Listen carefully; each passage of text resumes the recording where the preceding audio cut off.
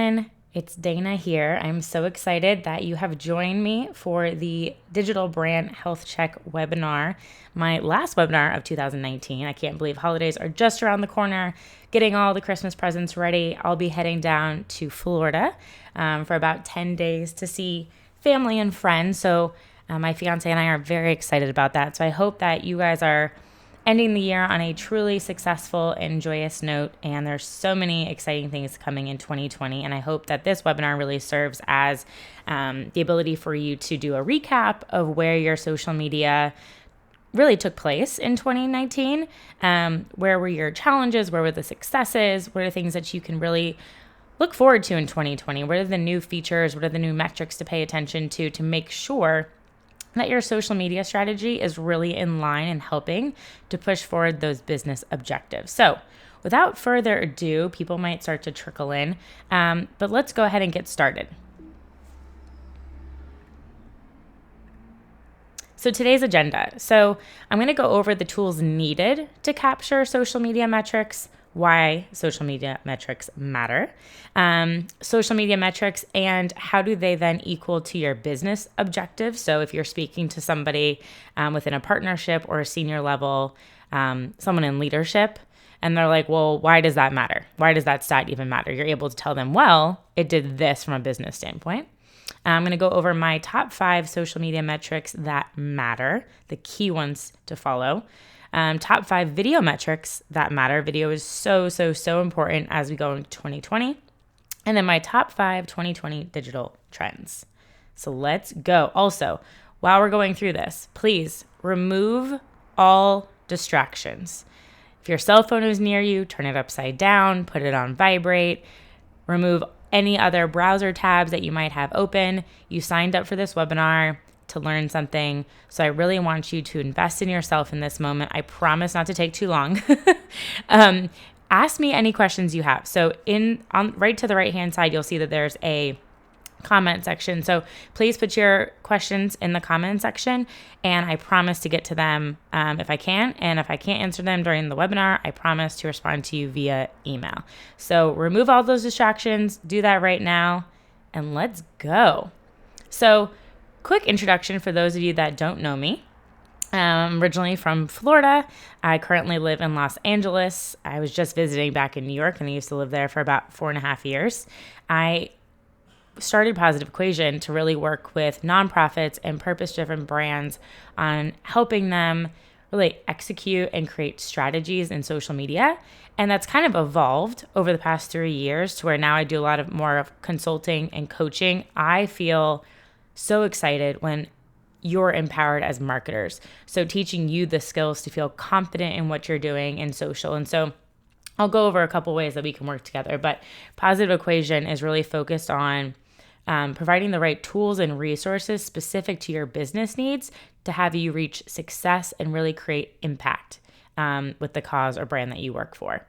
I'm a conscious consumer through and through, especially during the holidays. I love purchasing gifts from other female entrepreneurs and that are sustainably and ethically made.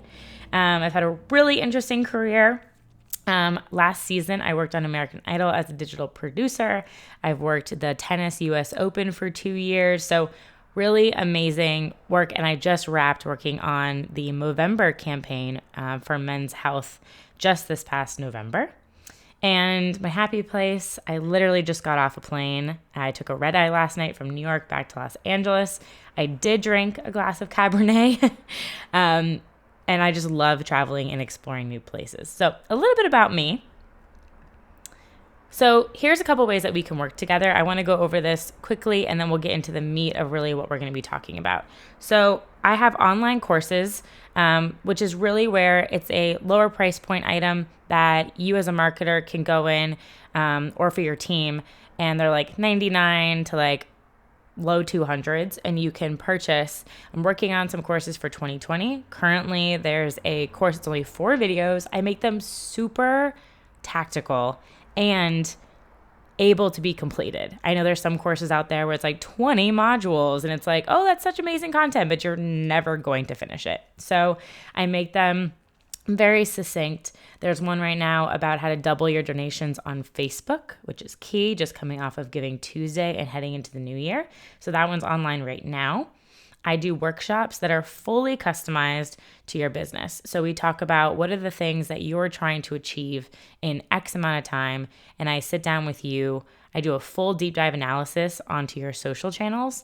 And then we sit down together in a workshop for like a half day, dive through my recommendations, and then really go through building a digital strategy with you and then help you implement it over time. And then full-on consulting. So this is really similar to what I just did with Movember, which was literally doing the strategy and execution for a campaign. So if you're looking for a partner to really help bring something to life, let's chat. All right, so now we're going to dive into the tools needed. So if you're familiar with any of the blogs that I write, I love and utilize a program called Sprout Social. So they do everything as you see here, from analytics, engagement, publishing to listening. So crucial. You can, within this session today, everything that you need, you can pull from the individual platforms themselves and the native analytics tools that they give you. But what's difficult is that then sucks up your time management, right? Because you're hopping around from platform to platform. So I love having a tool that brings everything together. You can compare, you can do competitive analysis. It just gives you such a greater view and lens into how your social media is really performing. So Sprout Social is going to be the one that I'm going to look at today. So why do social media metrics matter? So here's a couple of just like the high points. They really help you understand your audience. They help you build better brand partnerships. If you can look and understand who your audience is, and then you know if a brand comes to you, is that brand even going to relate with your audience? Are they relevant? Is it going to be a good collaboration? Then you have influencer collaboration. So are there people already within your audience? And the answer is yes, that are influential.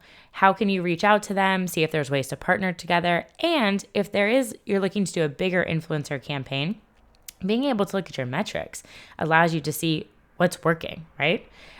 Organizational growth. This is crucial. Without looking at your metrics, you can't understand if year over year, month over month, week over week, if you're seeing growth in your organization and more brand awareness. Share of voice. So this is great to look at in terms of the competitor space. So if you have another nonprofit or cause that's in the same area or space as you or doing something similar, you can look, engage, and see, based upon your metrics, okay, what's their brand awareness versus ours? How do we stand as a top of mind brand? Like, do we come to the forefront of thinking when somebody's looking to donate somewhere or to purchase a product? And then what content resonates, right?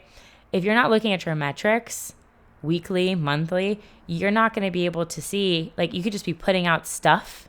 And I say stuff because if it's not driving conversions, if it's not driving engagement, and you're not looking at the metrics, you're just putting stuff out there and then never understanding if it's helping to drive the bottom line. So metrics are super important. And now you're like, okay, I maybe look at these once in a blue moon. You really need to start to check in weekly, monthly, post specific big events that you have, post a campaign that you have, quarterly and annually. What you want to become in social media, and this is really important for your senior leadership to understand, is you have to be nimble. Social media changes all the time. Something big in the news might happen that you can react to. You have to be always listening to your audience to be able to relate to them and see what's resonating, right? So by doing these constant check-ins, you're able to iterate on content and be like, oh, those posts didn't really work, but this one part did. So how can we then tweak it?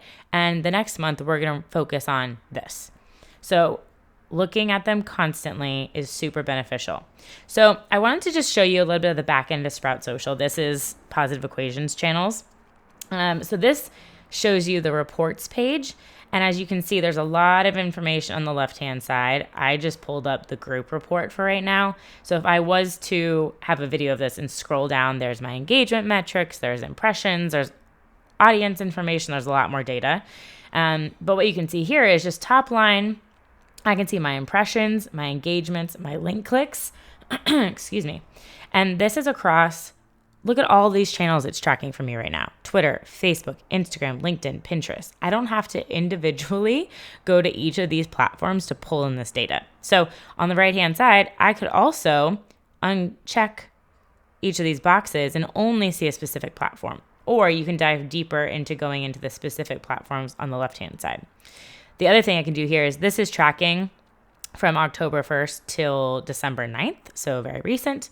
And you can edit this to any specific time frame, right, that we just talked about in the last slide. If you want to look weekly, monthly, you can go back annually, and you can see this right here is showing my follower growth and my percentage increase based upon this comparison period that I have. So do you see how much, this is just a simple snapshot glance at how much richer the data analysis is because I have a third-party tool. So if you're interested in Sprout Social, they do have plans for nonprofits. So shoot me a note in the comment section right now if you have any questions on Sprout Social, and I can send you a link to a free 30-day trial so you can test it out. They're amazing. I'm happy to do that for you guys. So now I want to dive into, there we go. We're one slide back. So now I really want to dive into, let me just pull this up. Okay, there we go. So when social media metrics, when you're just looking at them for the first time or you're not super familiar with what they all mean, it can be very overwhelming and often seem random. So what I really wanted to do is break them down, and I really like this graphic. This was from Sprout Social, actually, of the buyer's journey. This can be related back to a donor's journey as well. And your goal as a marketer is to really move someone from the awareness stage, right, to be an advocate all the way down the bottom of your organization. So you can really use this guide to measure the effectiveness of your current strategy or work backwards to develop a new social media strategy based on the impact you're looking to make. So take a screenshot of this. We're going to break down each one. So let me go back to that page that was kind of out of order here. So the first stage is awareness. So when you're trying to gain awareness, the metric that you're looking at is impressions and reach. So with impressions and reach, it's literally impressions is the number of times that somebody is seeing your post, right? So impressions, they could see a post 3 times, and that impression number is going to count those 3 different times. So it's not unique. Reach is the unique viewers a post can have. So that's the difference. So that's why impressions numbers are always larger, because if I'm scrolling and I scroll over something multiple times, it's counting each time I view it, versus reach, which counts I saw it once. Does that make sense? Please comment if you guys have any questions on this. And then the business meaning behind this is share of voice or top of mind awareness, right? So this means the more impressions you have against your competition, the more they're seeing your content, the more you're likely top of mind, right? We'll skip this one. Number 2, so you want consideration for your brand, right? You want to be considered when somebody's thinking about donating. You want to be considered if somebody's thinking about purchasing. So what you want to do here in your content is you want to start to get engagements, right? And so this can be likes, shares, comments, but essentially what you really want, the business meaning, is it's engagement surrounding your brand, so more time spent, and website traffic, right? So this is also going to go into the next one, but for consideration, you want them to take that next step and actually going to your owned channel, which is your website, right? Facebook and Instagram, although you have channels on there, they're not your owned assets. So you want to get them to that next step where you can start to collect some of their data. And then nextly, you want them to make a decision. So this metric you're really looking to follow up with on is link clicks.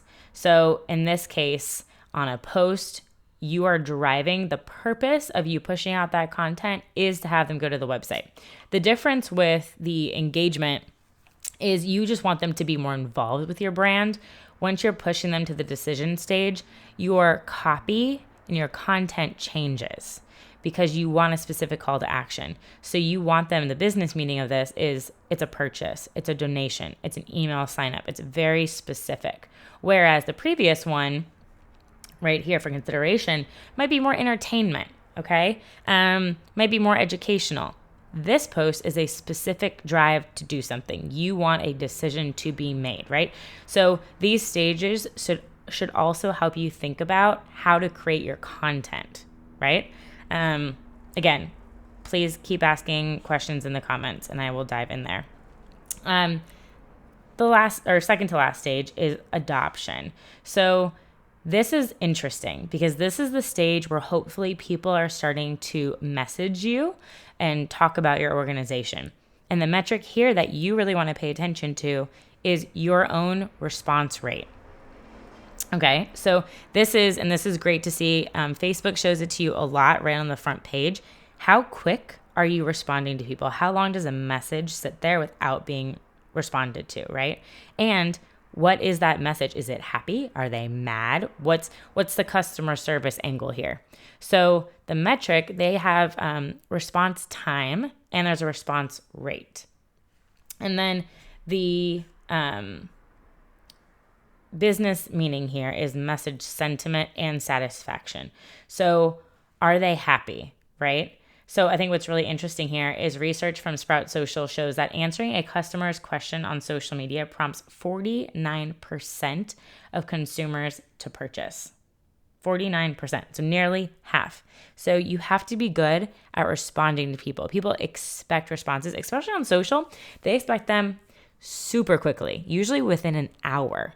So if you look right now, if you go on and you see how long, sometimes for some people it's days, right, where they don't see a response. And that to a consumer isn't great customer service. So you want to make sure that you're taking a look at your response rate. And then lastly, advocacy.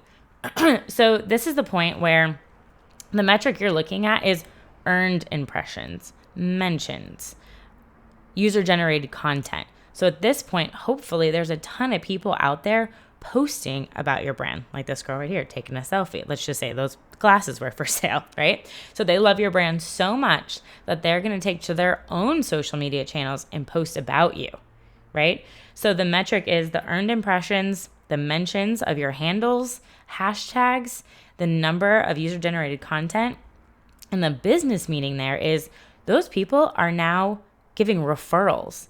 They're giving word of mouth conversations, conversions, right? They're talking about it to their friends. You're getting that peer-to-peer. So your goal is to get to this stage. Your goal is to have people go all the way from awareness to advocacy.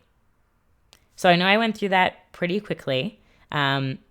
Let me know if you guys have any questions on this area. Again, if you want a quick, I'll go back, screenshot the buyer's journey. This is so important. And I literally say, print this out. Put it above your desk or have it somewhere close by because this will help you generate any of your upcoming campaigns.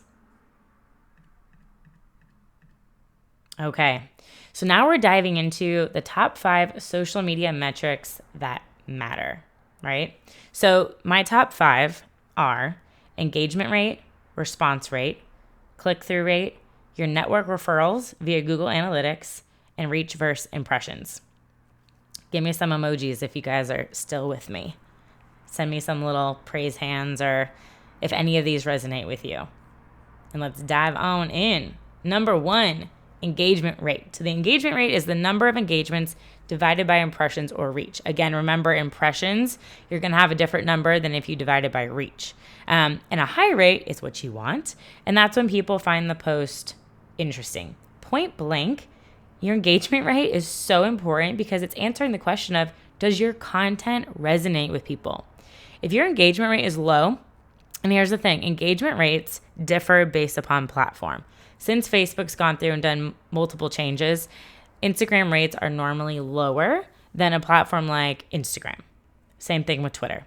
So you can look at the industry standards on Google, and I should do a post about that for you guys, where it's the difference between nonprofits, healthcare, entertainment, food. It's all very different. So you can't look at, there's like an overall industry standard, but it's it fluxes so much. So, but engagement rate is very important because you want to make sure that your content resonates. Number 2, your response rate, right? We just talked about this and the importance is you have to make sure that you're not leaving your customers out there or your donors out there, your volunteers, without giving them a response. Social media is a two-way conversation now. You can't just put something out there and let it sit. Comments come in and then you don't say anything. That to the channel is what affects the algorithm. You want to show that you are having meaningful relationships with your audience. So response rate, I literally can't say how crucial this one is. Click-through rate. So your click-through rate also shows how effective your ad is or your post at getting someone to take the next step. So the benchmark, there's also for this, the average is 1 to 2% of a click-through rate. So you want to make sure that, is my post enticing enough to get someone to take that next step? This is meaningful, right? I think a lot of people look at the vanity metrics of some posts, but your click-through rate is essential. Is it driving traffic? Is it making someone more interested? Number 4, network referral. So this one you need to have access to Google Analytics for, and referrals are how a user lands on your website. This is important. So if you go to network referral, it'll be on the left-hand column, and then you'll be able to scroll down. You'll see social as the source or medium. And then once you click into social, you'll be able to see any platforms that people have reached your website by, right, in order. So you're going to want to see, it might be Facebook, Pinterest, Twitter. And you'd be like, oh, all right, Facebook is our highest driver on social for website conversions. So and when's the peak, right? It's going to show you a graph. What content got them there? How can we create more content like that? The basic step is here, if you're seeing a trend, is you want to get them from the social platform to do something on your own platform. Outside of, I caveat, if you're doing something like a Facebook fundraiser where they can complete a full conversion within the social platform, but most likely that's going to happen on your website. And then lastly, impressions and reach. So as we talked about, impressions are how many times a post shows up. It can be numerous, and reach. And why I think that this metric is important is because it goes back to that share of voice. You want to know over time, and this is why I say it's very important to review your metrics month over month, year over year. Are your impressions and your reach increasing, or are they decreasing? Is someone else taking that attention away? And if so, who? Do you have peak moments of impressions that you should then pay more attention to, add a little bit of boosting? I think impressions and reach is so important. So those are the top 5 metrics that I think are really important.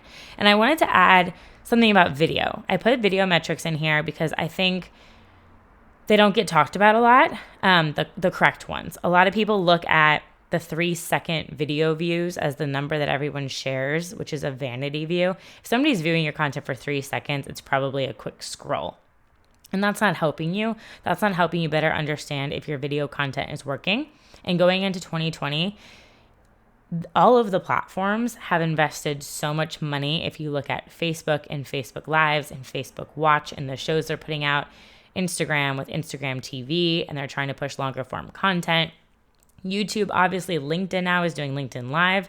You're seeing this trend. All of the platforms are focusing on video and longer form video, right? So these are 5 stats that I think are really important to look at. Average view duration, okay, and audience retention. So if you can see this little graph I put here, this is of a real video that was posted. And so you'll see here, there was 91% audience retention at this like 16-second mark, and then whoop, it dies off, right? So it's like, why did it die off? Why were people not interested? And then you're able to look back and say, okay, how can we tweak that so that they will pay more attention? The third one is sound on, sound off. Guys, look at this. This video was an interview with an Olympic athlete. The sound on was 27% of people, sound off 73%. This is why I drive home creating captions so much, because people are in the subway or they're walking around or they're in public in a coffee shop and they're not going to have their sound on. They're going to read the captions to your video. So it's so important. There's a program called rev.com where you can create captions. You literally upload your video. It's $1 per minute. It will save you so much time. And you can upload, it's called an SRT file, to Facebook. Or if you have a tool like Premiere, you can upload the captions there and have them actually ingrained onto your video. The fourth really important metric here is engagement. And I specifically put shares, because what you want in a video content is you want someone to feel so inspired, or they love that video so much that they're going to share it with their friends. And that increases your comments, that increases your views, that increases your impressions, across the board, everything, right? And then normally they're going to share it or they'll tag friends in it. So that is something very important to look at and consider in your video content. And then lastly, click-through rate. If you see a trend, click-through rate is very important. Again, does this video draw someone in enough to take the next step? And a lot of times that's what you want to do. Brand awareness is used a lot for videos, right? So the first time they see it, they're like, oh, okay, I'm going to watch it. And then if you play it again and maybe it's a shorter clip, is that video making someone move, right, to do something? So these are my top 5 video metrics that matter. All right, top 5 2020 digital trends. Guys, we are getting into the meat of this conversation. Let me know if you have any questions so far. I know I'm running through things quickly, but I want to make sure you guys get back to the rest of your day. I'm very excited about these trends.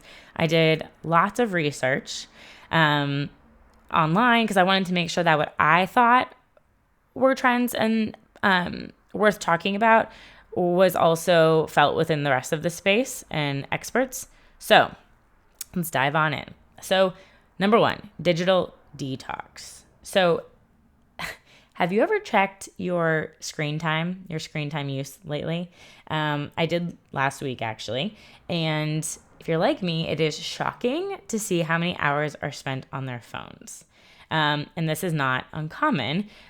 Just in 2019, there was over 80,000 conversations around social media wellness. So people are realizing their habits of their addiction to being on their phones and on their devices all the time.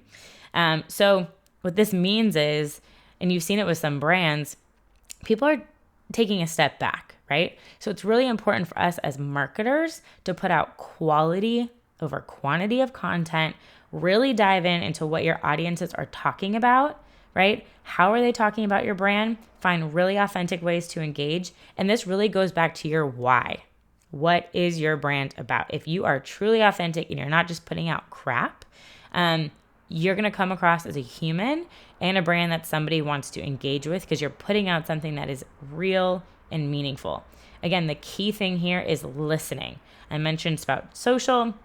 Keyhole is another one for hashtag use.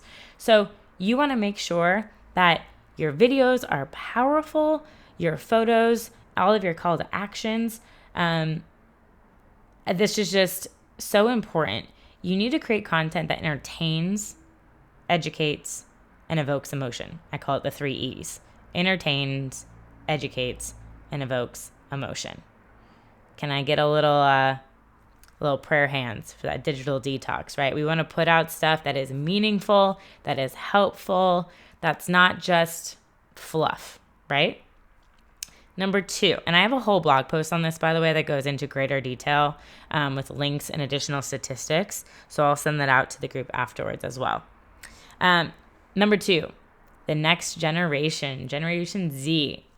You guys, Generation Z will make up 20% of the workforce and 40% of consumers in 2020, aka in 2 weeks. This is incredible.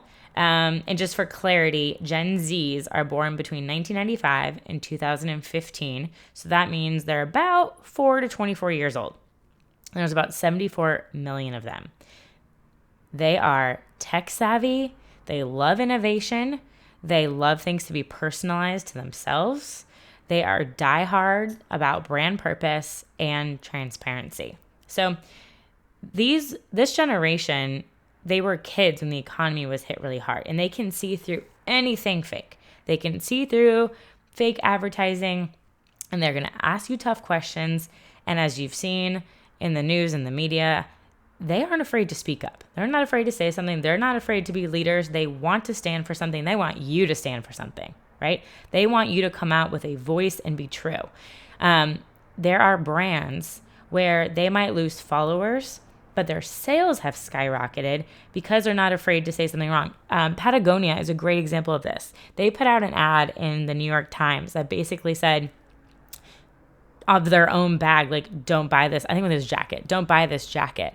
And they talked about the facts about how much waste gets created by that jacket. And they're like, don't purchase this unless you really need it. It does X, Y, and Z, and we are working to solve those problems. They are so ahead of everything. That's why they're an incredible B Corp to follow. They're transparent. They're super honest. They're working really hard on being as sustainable and ethical as possible. They know the things they need to work on, and they're going to tell consumers about it, right? So don't be afraid to be honest about where you're at and what you're working on. DoSomething.org is an incredible resource. They have an agency if you're looking for more information about Generation Z. DoSomething.org. Go there, check it out. They have a bunch of great reports around them. And then I did want to mention TikTok. For good reason. I utilized TikTok. Everybody's trying to use it to get closer to Gen Z. I used it on American Idol and just recently during Movember's campaign. And we had over 844 million video views with hashtag Movember, right? And we didn't have paid spend. So it is a platform. They have more than 500 million users. They've grown year over year by 70%. It is something to pay attention to, but as everything I'm talking about and back to digital detox, don't be on a platform if you don't have to be. Thirdly, nano and micro influencers emerge. So I think this has been a shift over the past year. So if you have 500 to 10,000 followers on any of your social channels, congratulations, you are now an influencer. I know this will sound like common sense, but people buy from people. And when you have more genuine and real life interactions with the people you follow, the more likely you want to trust their opinion, right? So instead of these brands spending $1 million to work with somebody like Kim Kardashian, you're able to work with 50 nano or micro influencers that are less risky. They're easier to work with, right? They don't have like agents a lot of times. They're lower cost, and they have a significantly higher engagement rate. So you will start to see the nano and micro influencer space really blow up in this next year. I have a whole guide to launching a grassroots influencer campaign. I'll share that with you afterwards as well. That talks about all the platforms that I recommend to find influencers and to track your campaigns. Number 4, building communities. So I listened to the live presentation of F8, which is Facebook's developer conference, earlier this year. And Mark Zuckerberg spent a ton of time talking about Facebook groups. And whenever somebody like him spends a lot of time on a specific topic, I'm leaning in and I am listening. So social has gone from this pushing out content to everyone, everywhere, to people are craving the more intimate conversations. So having groups is a place to do that. Now, it does take more effort, but if you're an organization that is able to cultivate like a group of people around something and really be helpful, I think this is so beneficial. You can create groups and provide support from your brand. You can open the floor for people to have comments or ask questions. You can reveal exclusive deals. You can host Q&As. You can test content there. It really gives you the ability to have this smaller, more exclusive group, right? But has very high engagement. And that's where you can test a lot of stuff. So building communities is key. So I would challenge you to figure out how you can have a more meaningful relationship with your community. And lastly, but definitely not least, which I'm very excited about, is 5G. So artificial intelligence and virtual reality. So 5G is here. It is 100 times faster than 4G. So that means not only the speed at which we consume content online is greater, but also our experiences are much more immersive. So this is where AR and VR are really going to kick into play. And for starters, so you've seen Snapchat or Instagram filters are a really great introduction to that for the masses. So that's where you place an object over your face, or you could see a little guy like running on your desk. It is going to get so much more immersive in the next coming years. Again, on my blog post, I list a bunch of different examples, but this is where I'm expecting when you're scrolling down your feed now, you're going to see artificial intelligence. You're going to have something customized directly to you saying, "Hey, Dana," right? Or you're going to be able to see a product that through the post you can put in your room, right? So right now you have to download, like example for IKEA, they have an app where you can test furniture in your space, true to size. And right now you have to download an app to do that. But I believe very soon, because of the power of 5G, you'll be able to do that right through the Facebook feed or Instagram feed. There is, for the nonprofits who thinks that virtual reality or AR is going to be crazy expensive, Oculus has a program called VR for Good, and they partner filmmakers with nonprofits. So again, when there's a will, there's a way to get it done. Really excited about 5G. I think Generation Z is going to be really crucial in that space. So these are my top 5. So guys, I would really say be nimble, be ready to explore, listen to your audience. Now more than ever, actively engage with your audience. You need to remain relevant and real, and that's a great way to do that. So thank you so much for joining this webinar. If you have any questions, please continue to put them in the comments and I will respond. I hope this was beneficial. I promised you a worksheet, right, that has kind of a breakdown for stats for the end of the year, and I will email that to you right after this webinar. So happy holidays, Merry Christmas, Happy New Year.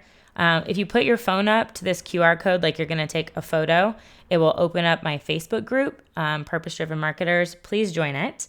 And that's where I share blogs, just like talking about community. It's a community full of purpose-driven marketers, collaborate together, ask questions. Sometimes I'll go live in there. My email is dana@positiveequation.com. I'd love to work with you. I'd love to learn more about your organization. And thanks so much for joining, you guys. Have a great rest of December, and I will see you in 2020.